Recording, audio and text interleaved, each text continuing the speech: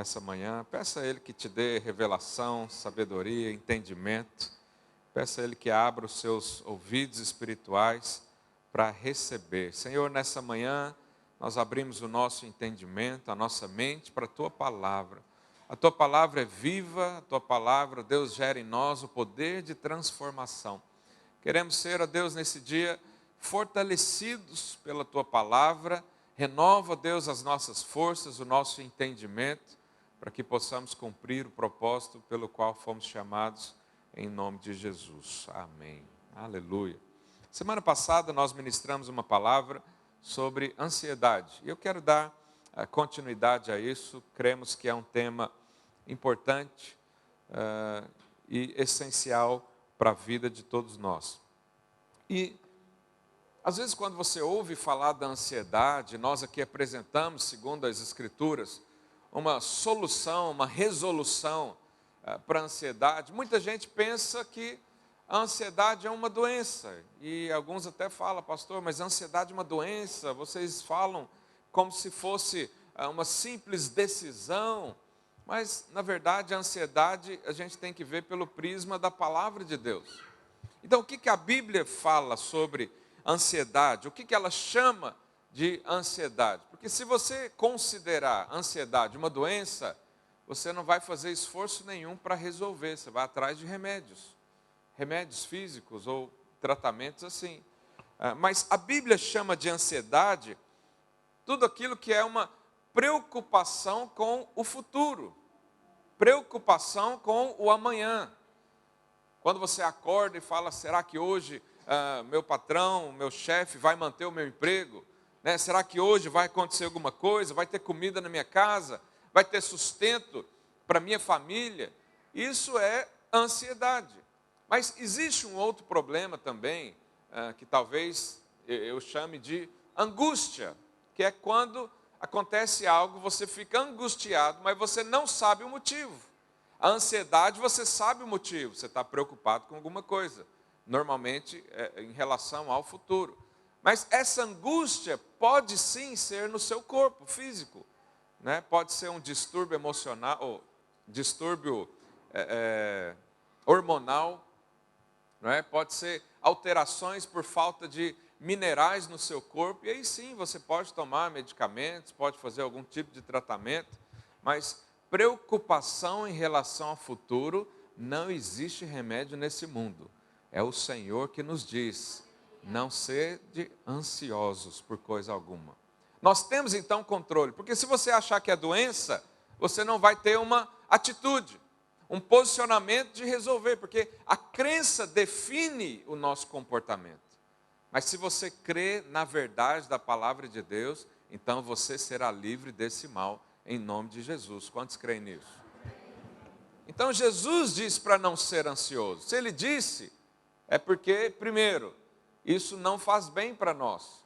Se Jesus diz, não faça isso, não seja assim, significa que nós temos opção de escolha e que isso não será bom para a nossa vida.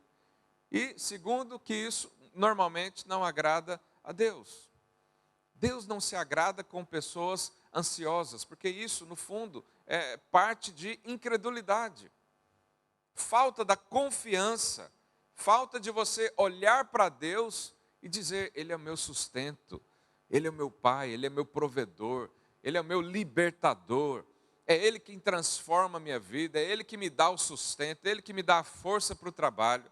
E quando agimos assim, lançamos fora a ansiedade. Agora, existem alguns distúrbios que são normais. Às vezes, você sabe, a mulher tem um pouco mais de problema com isso, porque tem mais alterações hormonais, né? Então, às vezes, você está lá na sua casa e acorda com a vontade de dar um tiro no seu marido. Mas ele não fez nada, e ele pergunta, o que eu fiz, meu amor? Você fala, você ainda pergunta, mas nem ela sabe. Por quê? Alterações. Nesse dia, o que você faz? Nada. Se tranca lá no quarto. E o marido também tem que ter sabedoria, né? Qual que é a sabedoria do marido nesse dia? Não faz nada. Não discute nesse dia, não fala de dinheiro nesse dia, não traga os problemas, né? Isso então gera uma angústia na nossa vida. Aumenta só um pouquinho o microfone, por favor. senão eu vou ficar sem voz aqui. Então eu quero te dar aqui pelo menos 5 atitudes práticas para você ser munido de armas espirituais e posicionamento para vencer a ansiedade. Quem aqui já teve um problema de ansiedade na vida? Ergue a sua mão aí. Ok. Quem nunca teve? Ergue a sua mão. Nunca teve ansiedade, nunca preocupou com nada do amanhã. Então depois você ora por mim. No final me procura, põe as mãos na minha cabeça. Primeira coisa que nós temos que ter o cuidado, e a Bíblia diz para nós sermos sóbrios e vigilantes, lá em 1 Pedro 5, 7, coloca aí para mim, por favor. 1 Pedro 5, verso 7. Lançando sobre ele toda a vossa ansiedade, porque ele tem cuidado de vós. Põe a mão no seu coração, diga assim: Deus tem cuidado de mim. Aleluia. Sede, verso 8, sede sóbrios e vigilantes. O diabo, vosso adversário, anda em derredor como leão que ruge, procurando alguém para devorar. Primeira coisa aqui no versículo 7, diz que ele tem cuidado de nós. Por que eu vou aceitar essas preocupações que muitas vezes são exageradas, que tiram a alegria de viver, tira a paz, rouba o que eu já conquistei no Senhor, né? Por que eu vou ser assim, se a Bíblia diz que Ele tem cuidado de mim? Então, aqui, deixar a ansiedade é realmente rejeitar. É possível, então, fazer isso.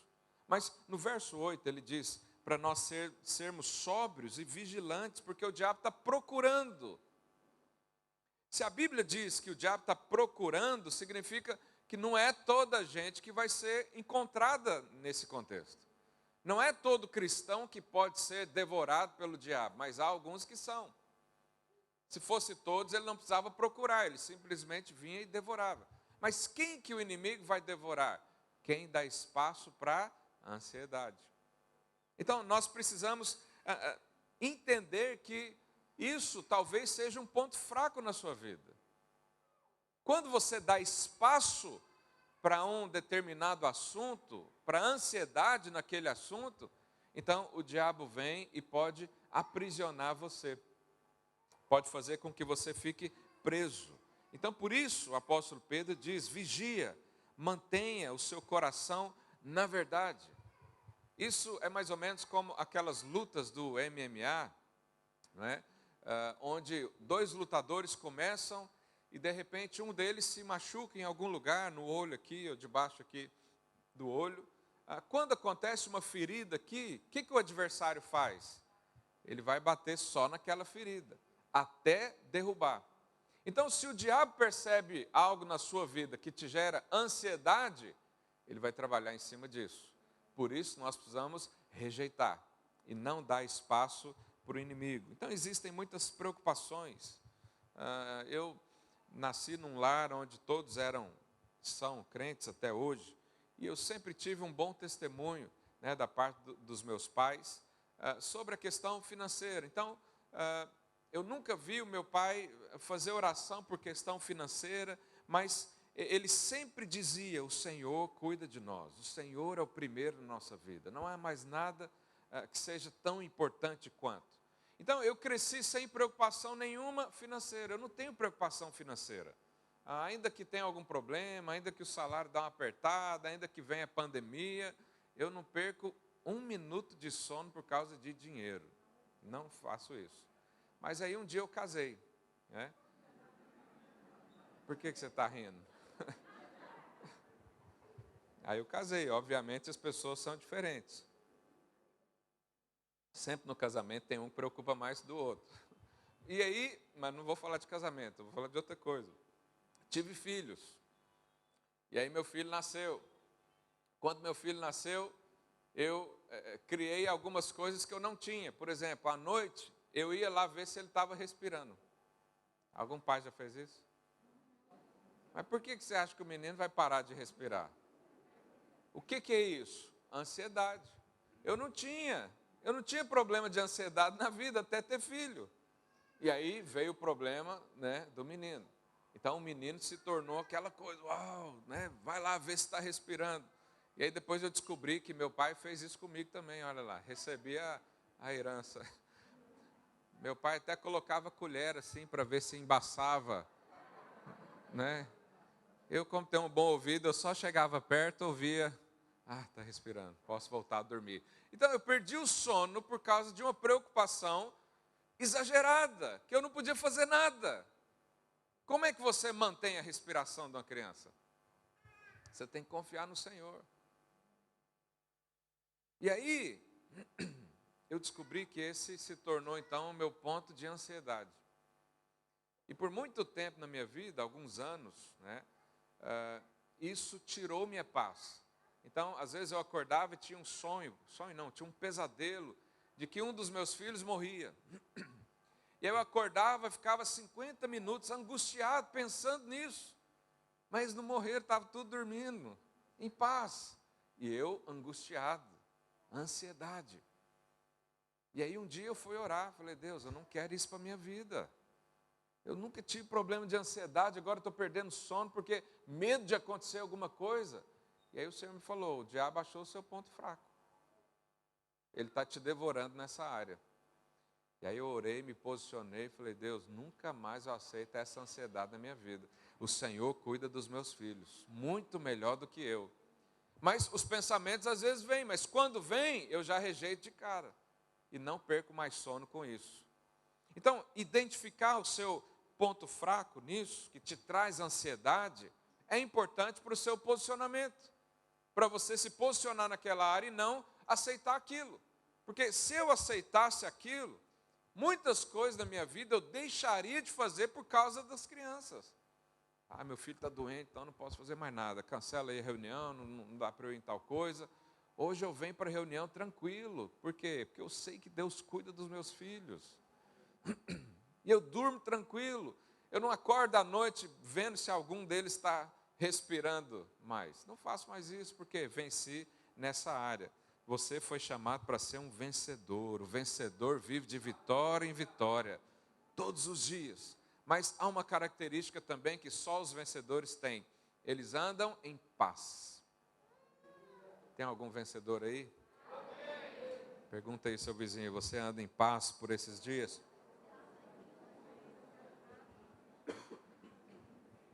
Então nós precisamos identificar.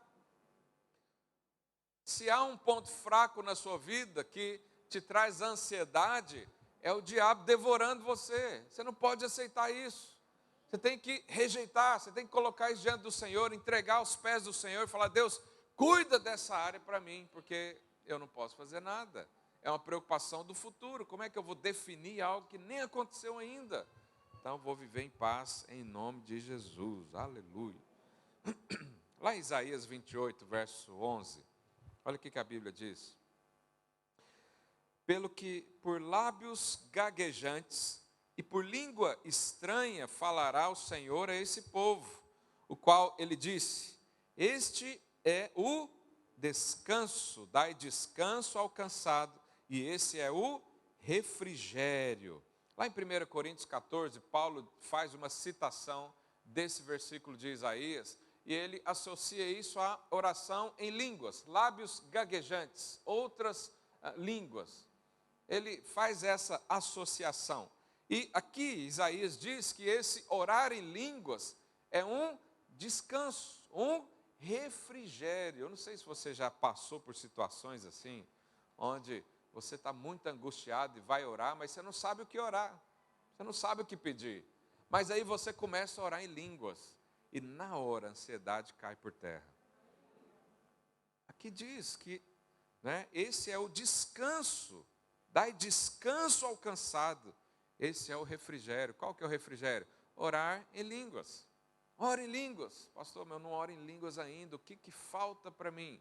Não falta nada. Todo cristão tem disponível o dom de línguas. Se você recebeu o Deus Filho no seu coração, o Deus Espírito Santo também entrou. Se você já uniu-se ao Senhor, o Espírito dele está sobre você também. É uma questão de fé, de crer. Então você crê que tem o dom de línguas e você ora em línguas e libera isso na sua vida. Quantos aqui, se morrerem hoje, vai para os céus? Ergue a sua mão. Certeza da salvação. Amém. Aleluia. Então, se os céus já estão abertos para você entrar, você também está aberto para os céus entrar na sua vida. Não há nada que pode... Você sabe, o dom de língua não é para aquele que é mais bonzinho. Não é para aquele que obedece mais os mandamentos do Senhor. É para todo crente. A oração em línguas, ela traz, então, descanso. Nós precisamos ter essa experiência. Você pode fazer isso na sua casa, ora em línguas. E nós podemos orar em línguas o tempo todo. Você entra no carro, ora em línguas. Chega lá no seu trabalho, se não há ali ninguém do seu lado, ora em línguas. Quando as coisas vão mal, ora em línguas. Quando vai bem, ora em línguas também. Por quê? Porque isso vai trazer descanso para a sua alma. Descanso para você. Lá em Filipenses 4, verso 6, olha o que diz Paulo. Não andeis ansiosos de coisa alguma. Aleluia. Quantos creem nisso? Em tudo, porém, sejam conhecidas diante de Deus as vossas, o quê? Petições, os seus pedidos, pela oração e pela súplica, com ações de graças. Mas lá em Efésios 6,18, Paulo também diz para nós orarmos com toda oração e súplica. É a mesma expressão, é escrito da mesma maneira. Mas lá em Efésios ele diz, orando em todo o tempo no Espírito. O que é orar no Espírito? Orar em línguas. Quando não é uma oração mental. Você não está pensando e falando, ou declarando, ou profetizando. Você está deixando o seu espírito orar. Então ele diz, não ande ansiosos, antes ore o tempo todo em línguas. Nós precisamos usar isso, irmãos, como arma de defesa e de ataque também.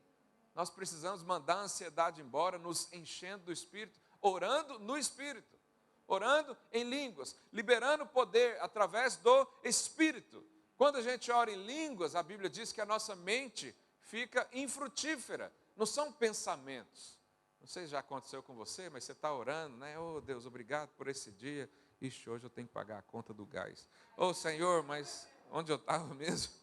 Você está orando ali, vem pensamentos e por vezes atrapalham o seu raciocínio da oração. Mas quando você está orando no Espírito, nada te para. Por quê? Porque o Espírito intercede por você, com gemidos inexprimíveis. Oração em línguas. Fala aí para o seu irmão, você já orou em línguas hoje? Isso traz poder. Não escolha andar ansioso, ande no Espírito. Não dê espaço para preocupações do futuro, mas dê espaço para o seu Espírito interceder. E quando o seu Espírito faz isso, você sai fortalecido. Aleluia. E continuando aqui em Filipenses 4, e o verso diz, no verso 7, Filipenses 4, 7, a continuação da leitura. E a paz de Deus, diga, paz de Deus. Porque existe paz que não é de Deus, ok? Se diz aqui, a paz de Deus, é porque tem outras aí que são tudo mentira. Mas, e a paz de Deus, que excede todo entendimento, ou seja, você está em paz, não por conta de consequências externas. A paz de Deus, que excede todo entendimento, é aquela que às vezes você nem consegue explicar o porquê. Você está feliz lá no seu trabalho, chega alguém e fala, fulano, você está tão feliz, o que aconteceu? Você trocou de carro, você ganhou um aumento, e você diz, não sei, tem uma paz tão grande no meu coração, deve ser coisa de Deus, e é mesmo realmente coisa de Deus. Quantos estão cheios da paz de Deus aí? Então olha o que ele diz, e a paz de Deus que excede todo entendimento, guardará o quê? O nosso coração e a nossa mente em Cristo Jesus. A paz de Deus faz com que o seu coração seja guardado. A paz que vem de Deus te traz descanso, alívio, refrigério. Então essa paz que vem de Deus, ela é algo que vem de dentro para fora. Não é uma paz que você vai fazer aromoterapia, né, lá no resort do Algarve. Eu não tenho nada contra, se você quiser me dar um pacote assim, eu e minha esposa, a gente deita lá, faz massagens, liga as musiquinhas de rio caindo, sei lá como é que é. Porque tem terapia do som também, como é que é o nome disso? Alguém sabe? Hã? É isso aí. Terapia dos sons, terapia do cheiro. Isso não tem problema nenhum em si mesmo, desde que não invoque, sei lá, coisas estranhas. Mas a paz que vem de Deus, ela não depende do externo. Não é uma massagem no seu corpo que vai te dar paz. Não é um aumento na sua conta bancária, ainda que isso seja bom e às vezes traz paz mesmo, né? Mas não é isso que vai gerar paz no seu coração. A paz que vai te dar tranquilidade para você viver sem ansiedade, ela vem do seu coração, lá de dentro, de Deus. Você respira, né? Existe até exercício para ansiedade. Também não sou contra, pode fazer exercício, meditação, faz o que você quiser. Mas a paz que vem de Deus não precisa nada disso. Você pode estar no meio de um tiroteio, no meio de uma guerra. Você está em paz. Quantos já desfrutaram dessa paz? Então, é disso que eu estou falando. Jesus disse, a minha paz, vos dou. Mas não é como o mundo dá. A minha paz vos dou. Eu e você precisamos agarrar essa paz todos os dias e falar, eu não largo ela, eu vou viver nela.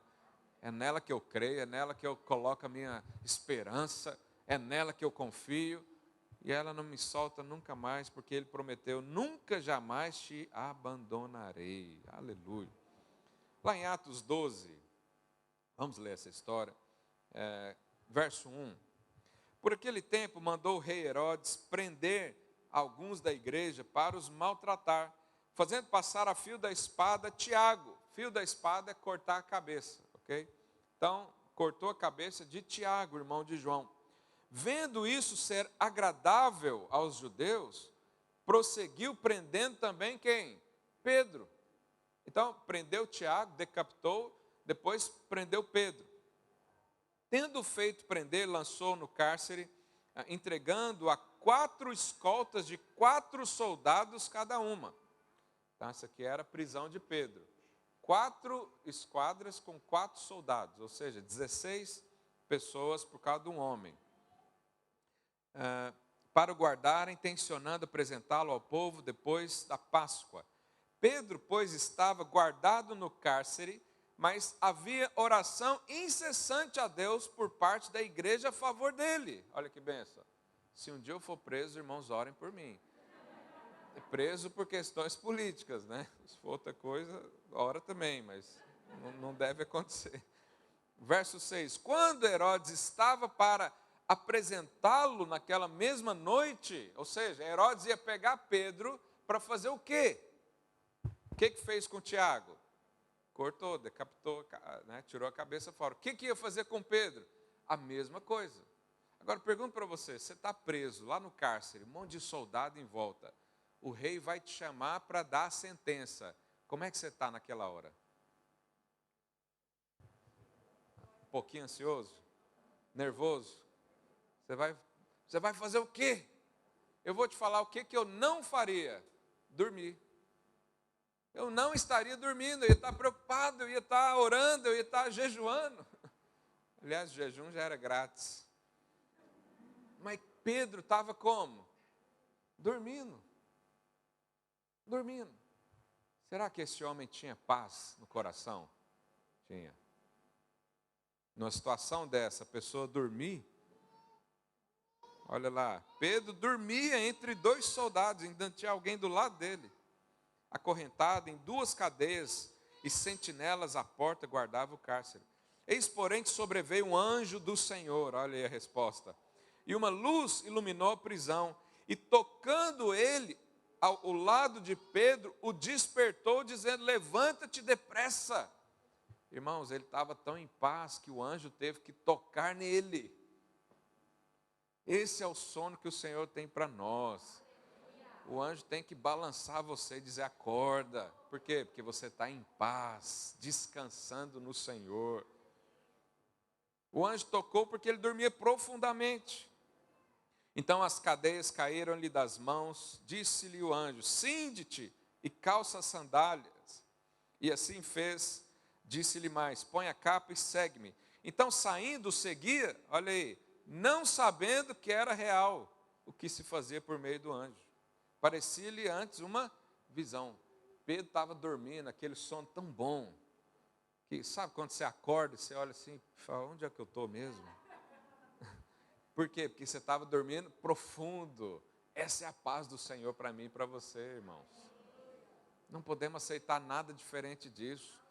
Ainda que, que o contexto do dia seguinte era terrível, mas ele dormia profundamente, porque ele sabia que a vida dele estava nas mãos do Senhor. O seu descanso será a sua força. Grava isso no seu coração. O seu descanso será a sua força. O mundo sempre vai nos dar uma mentira. Existe uma mentira que ficar preocupado é sinônimo de responsabilidade, mas não é. Porque a responsabilidade não causa problemas físicos. A responsabilidade não tem que gerar um cancro no seu estômago, mas a ansiedade faz isso. A preocupação, se não tratada, faz isso. O descanso é o nosso caminho. Porque quando acontece alguma coisa, o diabo sempre vai vir para acusar você, dizer: você não vai fazer nada nessa situação. Faz a sua parte que Deus faz a dele. Você já leu isso na Bíblia? Não existe. Só existe a parte que o Senhor fez. E nós cremos nisso. Então, quando há um problema, uma situação adversa, o que é a coisa mais santa que você pode fazer?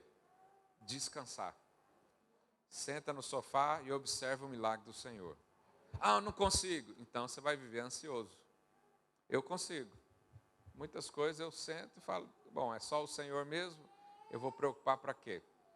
O Senhor me trouxe até aqui, com certeza vai continuar me levando. Jesus, certa vez, estava com os discípulos num barco, e a Bíblia diz que havia ali uma tempestade, e a tempestade jogava o barco de um lado para o outro.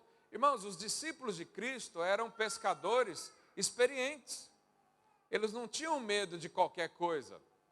A vida dele foi no mar, nos rios. Então, se eles estavam atemorizados, é porque aquela tempestade não era normal. Era uma coisa diferente. E nesse contexto, o que Jesus estava fazendo dentro do barco? Quantos conhecem a história? O barco para lá e para cá, a chuva, né? Jesus estava dormindo. Jesus estava dormindo. Acho que eu vou ter que pregar um dia só sobre sono. Jesus estava dormindo. Imagina ele dormindo, balançando para lá e para cá, a chuva na cara dele, ele dormindo. A única coisa que despertou Jesus foi um grito de socorro dos seus discípulos. Porque Jesus está sempre pronto para atender você. Mas a nossa vida é para viver como Ele, no descanso. Às vezes, quando eu viajo de avião, vem aqueles medos, né? Aí o avião começa a balançar, o que você pensa? Vai cair. Por que você não pensa o contrário, né? Vai continuar. A gente só pensa o ruim. Mas eu pergunto para você, essa preocupação de vai cair ou não, vai ajudar o piloto? O que você pode fazer nessa hora? Dormir. Aí, tem gente que vai passar o voo orando, isso é preocupação. O avião não vai cair. A menos que o Senhor marque aquele dia, mas aí a oração não resolve, a ajuda não resolve, o colete de salvação não resolve. Quando o Senhor te chamar, acabou. Mas Para que você vai pegar um voo, né? Eu peguei um voo para o Brasil, 10 horas de viagem, 10 horas de preocupação. Para, descansa, dorme. Eu sempre penso, eu tenho uns pensamentos meio esquisitos. Eu com 80 anos eu quero partir para o Senhor, não quero mais estar aqui. Mas se alguém me perguntar qual que seria a morte ideal para mim, eu acho que era uma queda de avião, porque eu não ia ver nada, ia sentir o estômago, aquele friozinho. Não. Mas isso nunca aconteceu isso com você, ué? Mas para que ficar ansioso? Para que ficar imaginando o pior? Fale para o seu vizinho, durma em paz. Aleluia. Provérbios capítulo 4, verso 20. Diz assim: filho meu, atenta para as minhas palavras. Aos meus ensinamentos inclina o quê? Os ouvidos. Não os deixe apartar-se dos teus olhos. Guarda-os no mais íntimo do seu coração. Verso 22. Porque são vida para quem os acha e saúde para o quê? Corpo. Então, ouvir a palavra de Deus gera saúde para o seu corpo. E aí, em seguida, verso 23, ele diz: sobre tudo o que se deve guardar, guarda o coração, porque dele procede as fontes da vida. Você sabe, a palavra de Deus, ela tem um efeito físico, terapêutico no corpo. É o que diz aqui. Quando você ouve a palavra, você recebe vida. E a vida transborda em todos os sentidos, corpo, alma e espírito. Mas aqui no verso 23, ele diz para nós guardarmos o coração. Porque se o nosso coração, né, ficar tumultuado, nós não vamos ouvir a palavra. Há muita gente que às vezes você está num culto como esse, e é capaz de isso acontecer com um ou outro que esteja aqui hoje me ouvindo. Você está me ouvindo, mas pensando nas preocupações ao mesmo tempo. Você está ouvindo, mas não está ouvindo. Você está escutando, mas não está ouvindo. E aqui diz para nós guardarmos o coração, porque o seu coração foi feito para viver em paz, não angustiado, não turbulento, não com águas agitadas. E quando a gente não guarda o coração, né, coisas ruins acontecem, porque ficamos alheios aos acontecimentos externos. É interessante que há aqui uma história, está lá em 2 Reis, eu vou resumir para você, não tenho tempo para ler, mas um casal hospedava sempre o profeta Eliseu na sua casa. E eles gostavam tanto de recebê-lo que fizeram até um quarto para o profeta, né, o quarto do profeta. E o profeta estava lá, de tempos em tempos, passava lá, se hospedava, e Eliseu, compungido, né, por esse coração generoso, ele chamou o seu discípulo e falou: o que a gente pode fazer para retribuir isso? E aí o seu discípulo falou: olha, esse casal não tem filhos, então vamos orar para eles, né, terem filhos. E Eliseu então liberou uma palavra e disse para a mulher: olha, daqui a 1 ano você vai segurar o seu filho nas suas mãos. Olha que bênção, quando você serve um homem ou mulher de Deus, as bênçãos vêm sem você esperar. Quantos querem ser surpreendidos por Deus? Então está aí o caminho, sirva um homem de Deus, uma mulher de Deus, que isso vai acontecer. E aí, passado o tempo, esse filho estava trabalhando com o pai, né, na colheita de trigo, e ele sentiu dores na cabeça. O seu pai então o enviou para casa, e ele deitou ali aos braços da mãe, e horas depois morreu, faleceu. E aí ela, quando viu o filho, né, que tinha morrido, ela pegou o filho, colocou lá na cama de Eliseu, lá no quarto do profeta, e foi lá no campo ter com o seu marido. E disse para ele: olha, eu vou me encontrar com Eliseu. E aí o marido dela pergunta: mas por que você vai lá conversar com Eliseu? Está aqui verso 2 Reis 4, verso 23. Perguntou ele: por que vais a ele hoje? Não é dia de festa, de lua nova, nem sábado? Qual foi a resposta da mãe? Isso é importante, essa resposta dessa mulher nos ensina muito. que ela diz? Não faz mal. Ela não falou, não contou nada. Ela só falou não faz mal. Mas se você for ver no hebraico original, esse não faz mal é uma palavra só. Qual é a palavra? Shalom. Shalom. Estou em paz. Estou em paz. Olha a resposta. Shalom significa saúde, prosperidade, paz. Ela falou, estou em paz. Verso 24. Então fez ela abaldar a jumenta e disse ao moço, guia e anda, não te detens no caminho, senão quando eu te disser. Partiu ela, pois foi ter com o homem de Deus ao Monte Carmelo. Então, Eliseu estava lá no Monte Carmelo, ela despediu do marido e foi ter com Eliseu. Vendo-a de longe, o homem de Deus disse a Geazi, né, seu discípulo, eis aí a sunamita, corre a seu encontro e diz-lhe, vai tudo bem contigo, com seu marido, com o menino? O que ela respondeu? Tudo bem. O que? Shalom. Ela falou isso para o marido. Depois o moço veio fazer uma triagem, né? E ela falou o quê? Shalom. De novo, estou em paz. Sabe, nós podemos aprender muito com essa atitude.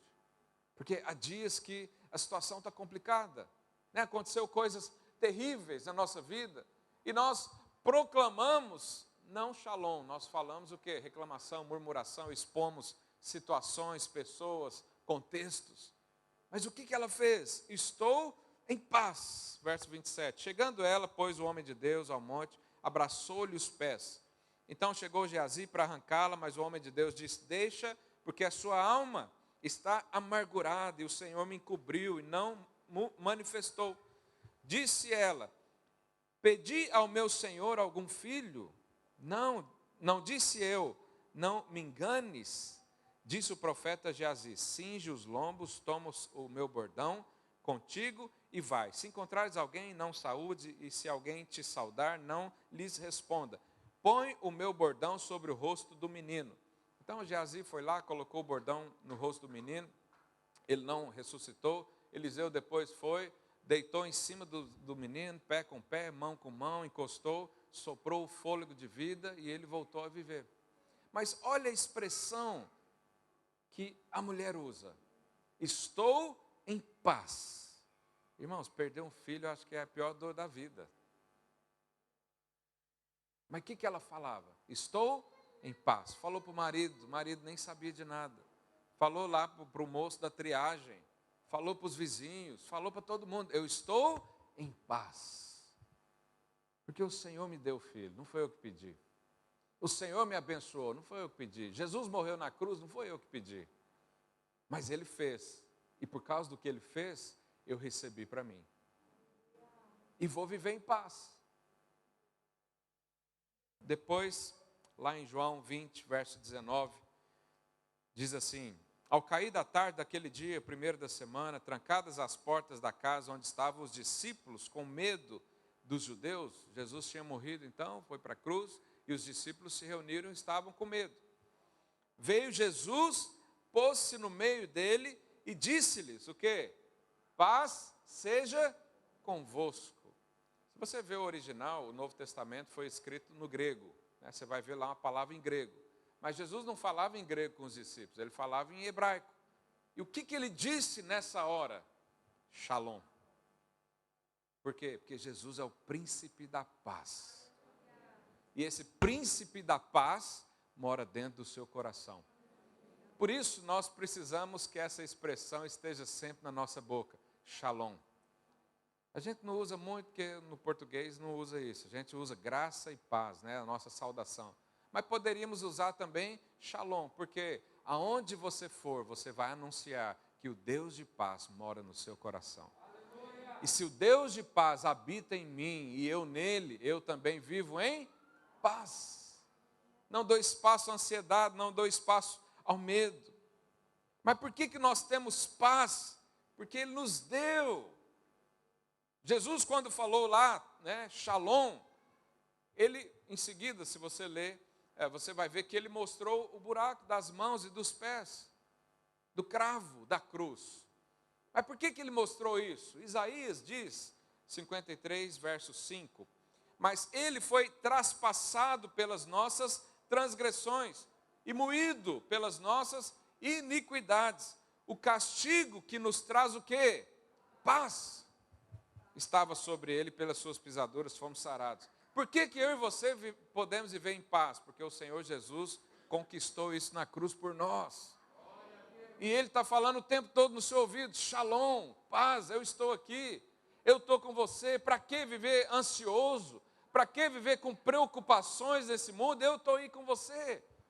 Eu quero que você viva em paz. E por último, para encerrar, diga aí para o seu vizinho: não deixe a sua alma agitar.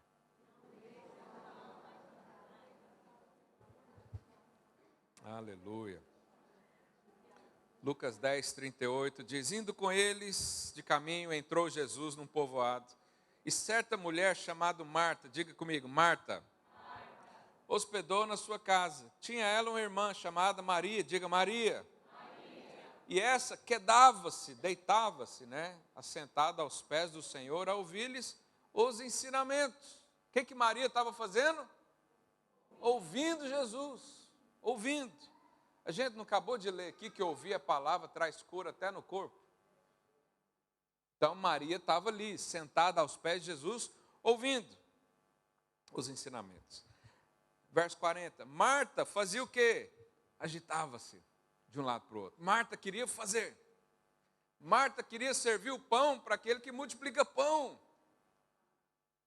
Marta queria limpar o espaço para aquele que limpa a nossa vida. Sabe, às vezes eu e você estamos ocupados com a obra de Deus e não temos paz. Nós estamos servindo o Deus da paz, sem paz. Nós estamos servindo o Deus que multiplica tudo, sem ampla suficiência. Por quê? Porque a alma está agitada. Diga aí para o seu vizinho: não agite a sua alma. Então se aproximou de Jesus e disse: Senhor, olha aqui Marta, olha o argumento. Senhor, não te importa de que minha irmã tenha deixado que eu fique a servir sozinha? Ordena-lhe, pois, que venha ajudar-me. Respondeu-lhe o Senhor: Marta, Marta. Quando a Bíblia põe assim um nome duas vezes, ele está chamando a sua atenção. É igual antigamente, quando sua mãe falava Felipe, Felipe, ou seja, alguma coisa, Marta, Marta, andas inquieta e te preocupas com muitas coisas. Entretanto, pouco é necessário, ou mesmo uma só coisa. Jesus estava falando: Marta, você preocupa com tanta coisa, mas existe só uma que você pode se preocupar nessa vida, que é o que Maria estava fazendo. Ouvindo a palavra. Ouvir a palavra. Jesus disse: a única preocupação que você tem que ter na vida, ouvir a palavra. Porque a palavra vai transformar você. Orar a palavra, ler a palavra, ouvir a palavra. Ouça a palavra todos os dias. Nós temos tantas palavras disponíveis, não de qualquer pessoa, mas pastores que você conhece, que você sabe ali de onde veio. Mas a ansiedade tomava conta de Marta. E Jesus falou: só uma coisa que você pode preocupar nessa vida: ouvir a palavra. Quantos querem ouvir a palavra do Senhor? Para encerrar, o último versículo que eu vou ler hoje, Mateus 13, 22. A gente conhece a parábola do semeador, O semeador saiu a semear, ele lançou sementes, umas caíram à beira da estrada, outras caíram em solo rochoso e outras caíram em espinhos. E aqui diz isso: o que foi semeado entre os espinhos é o que ouve a palavra. Ouve a palavra. Porém, os cuidados, as preocupações do mundo e a fascinação do dinheiro sufocam o quê? A palavra. E fica infrutífera. Olha que coisa complicada. Você pode estar dentro da igreja, participando dos cultos, da célula, ouvindo a palavra, mas existem espinhos na sua vida que faz com que você se torne infrutífero. Seu casamento não avança, a sua vida familiar não cresce, sua célula não cresce, sua vida financeira cheia de problemas. Porque duas coisas aí, preocupações com o mundo e fascinação das riquezas. Isso provoca o quê? Se torna infrutífero, não cresce. Ano após ano no mesmo lugar, ano após ano no mesmo problema, na mesma crise emocional, na mesma crise existencial, ouvindo a palavra, mas está cheio de espinhos ao redor. Esses espinhos são as preocupações, esse espinho é a ansiedade. Hoje é um dia de você remover os espinhos da sua vida. Hoje é um dia de você remover a ansiedade da sua vida. Hoje é um dia de você dar um basta nisso e dizer: eu vou viver em paz, eu vou viver com o meu Senhor, o príncipe da paz, o meu provedor, o meu salvador, aquele que cuida de mim. Não terei ansiedade por nada.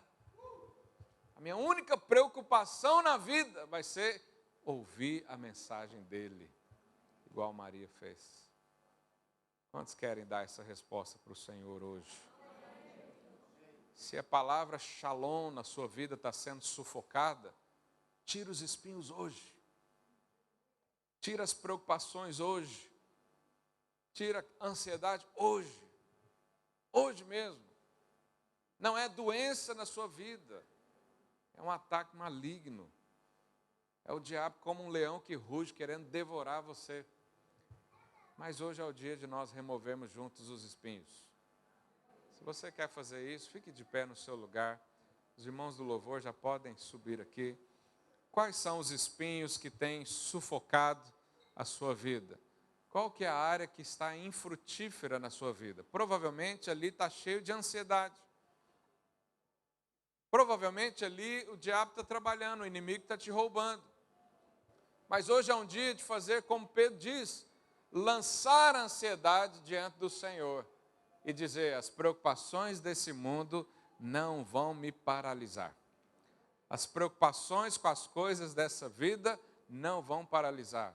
Eu vou apresentar para o Senhor as minhas petições, eu vou orar em línguas, eu vou descansar nele, eu vou declarar que eu estou em paz todos os dias, a minha casa vai se encher de shalom. Mas assim não continua. Esse é o posicionamento que o Senhor quer da sua boca hoje. Feche os olhos aí no seu lugar, ore ao Senhor. Fala para o Senhor qual que é a situação que aflige.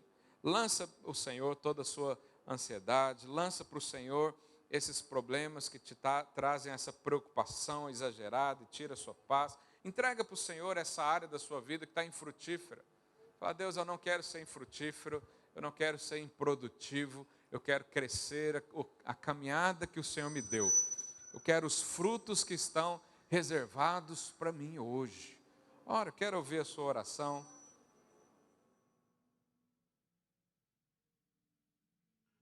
Fala para o Senhor, fala: Deus, a ansiedade não tem espaço no meu coração. Hoje eu decido guardar o meu coração. Hoje eu decido reservar os meus ouvidos. Hoje eu decido acreditar na verdade da Tua palavra e não na circunstância, não no que dizem as pessoas, não nas preocupações desse mundo, mas eu volto o meu coração para o Senhor. Eu coloco a minha vida, o meu casamento, a minha família, o meu emprego, a minha vida financeira, eu coloco nas mãos do Senhor, porque o Senhor é o administrador fiel. O Senhor é aquele que detém o conhecimento, a sabedoria. E no Senhor eu ponho a minha esperança. Eu quero ouvir a palavra, eu quero me encher da palavra. Eu quero ser transformado com a palavra. Livra os meus ouvidos das preocupações. Livra a minha alma das inquietações desse mundo. Eu respondo hoje dizendo: Shalom vem sobre a minha vida. A paz que o Senhor me deu, eu abraço agora. Eu recebo agora pela fé a paz que o Senhor me deu, em nome de Jesus. Se você tem liberdade,